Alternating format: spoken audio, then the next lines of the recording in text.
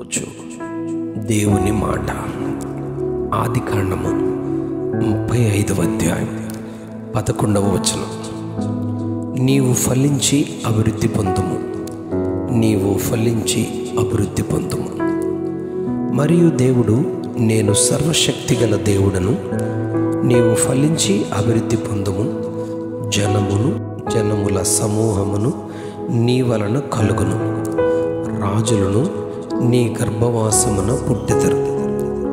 ఈ యావత్ ప్రపంచాన్ని అందలి సమస్తమును తన నోటి మాటతో సృజించిన సృష్టికర్త అయిన దేవుడైన యెహోవా తన పోలికలో, తన స్వరూపంలో, తన చేతులతో సృజించుకున్న మానవాళిని ఎంతో ప్రేమించిన దేవునిగా ఆయనున్నారు.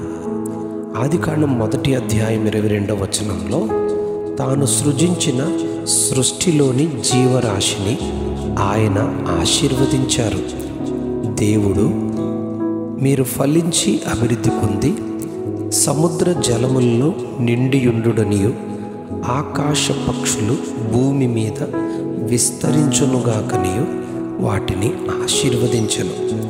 ఈ వచనంలో సముద్ర జలములలోని మహామత్స్యములను, ఆకాశ విశాలములోని ఎగిరే ప్రతి పక్షులను దేవుడు ఆశీర్వదించినట్లుగా మనం గమనిస్తాం. ఆదికాండం 1వ అధ్యాయం 28వ వచనంలో దేవుడు వారిని ఆశీర్వదించెను. ఎట్లనగా, మీరు ఫలించి అభివృద్ధి పొంది విస్తరించి భూమిని నిండించి దానిని లోపరుచుకొనుడి, సముద్రపు చేపలను, ఆకాశ పక్షులను, భూమి మీద ప్రాకు ప్రతి జీవిని ఏలుడని దేవుడు వారితో చెప్పెను. ఈ వచనంలో తన స్వరూపంలో, పోలికలో తాను సృజించుకున్న స్త్రీ పురుషులను అనగా ఆదాము హవ్వలను ఫలించి అభివృద్ధి పొందాలని దేవుని ఆశ. అలాగుననే వారిని దేవుడు ఆశీర్వదించారు. ఆదికాండము 8వ అధ్యాయం 17వ వచనంలో నోవహు కాలంలో కలిగిన జల ప్రళయము తరువాత మొదటి సంవత్సరము 601వ సంవత్సరము మొదటి నెల మొదటి దినమున దేవుడు నోవహుతో తన కుమారులు ముగ్గురితో, కోడళ్ళు ముగ్గురితో 9వ అధ్యాయం 1వ వచనంలో మీరు ఫలించి అభివృద్ధి పొంది భూమిని నింపుడి అని ఆశీర్వదించారు. 9వ అధ్యాయం 7వ వచనంలో మరొకసారి నోవహుతో మీరు ఫలించి అభివృద్ధి పొందండి, మీరు భూమి మీద సంతానము కని విస్తరించండి అని చెప్పారు.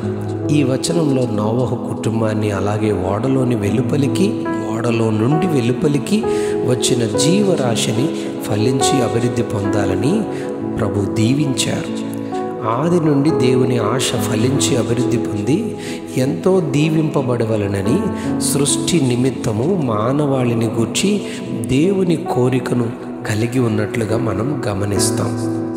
నిర్గమకాండం 1వ అధ్యాయం 7వ వచనంలో ఇశ్రాయేలీయులు బహు సంతానము గలవారై అభివృద్ధి పొంది విస్తరించి అత్యధికముగా ప్రబలిరి, వారున్న దేశము వారితో నిండి ఉన్నదని ఐగుప్తులోనున్న ఇశ్రాయేలు ప్రజల కొరకు ఈ వచనంలో చెప్పబడింది. ఆదికాండం 26వ అధ్యాయం 13వ వచనంలో ఇస్సాకు మిక్కిలి గొప్పవాడగు వరకు క్రమక్రమముగా అభివృద్ధి పొందుచూ వచ్చెను అని ఇస్సాకు అభివృద్ధిని గురించి ఇక్కడ చెప్పబడింది. ఆదికాండం 30వ అధ్యాయం 43వ వచనంలో యాకోబు అత్యధికముగా అభివృద్ధి పొంది విస్తారమైన మందలు, దాసీలు, దాసులు, ఒంటెలు, గాడిదలు గలవాడాయను అని ఈ వచనంలో చెప్పబడింది.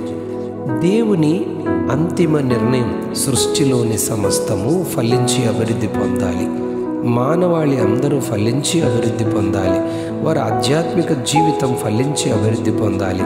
కుటుంబము, పిల్లలు, సమాజము, సంఘము, ప్రతి ఒక్కరిని గూర్చి దేవుని ఆశ ఫలించి అభివృద్ధి పొందించడమే.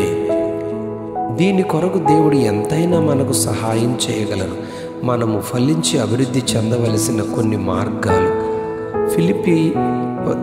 ఫిలిప్పీలకు రాసిన పత్రిక 1వ అధ్యాయం 26వ వచనంలోను, 2వ కొరింథీ 10వ అధ్యాయం 15వ వచనంలోను విశ్వాసమునందు మనము అభివృద్ధి పొందాలని దేవుడు కోరుతూ ఉన్నారు.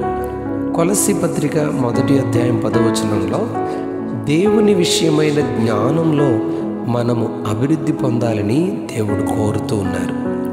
మొదటి తెస్సలోనికలకు రాసిన పత్రిక 3వ అధ్యాయం 13వ వచనంలో ఒకని ఎడల ఒకడు ప్రేమలో అభివృద్ధి పొందాలి అని దేవుడు మన విషయంలో కోరుతూ ఉన్నారు.